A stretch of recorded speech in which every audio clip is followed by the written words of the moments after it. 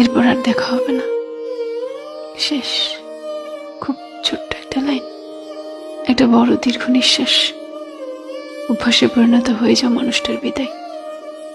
যাকে দেখে শান্তি লাগতো সেই মানুষটাকে আর দেখা হবে না। শহরে হাজারো মানুষ চোখের সামনে থাকবে, অথচ সেই প্রিয় মুখটাই সেখানে আর থাকবে না। সুন্দর স্মৃতি হয়ে থাকা জায়গাগুলোতে আবারও যাওয়া হবে, কিন্তু সেই মানুষটা আর থাকবে না। দীর্ঘ নিঃশ্বাস এসে ভর করবে, সেটা তাকে জানানো যাবে না।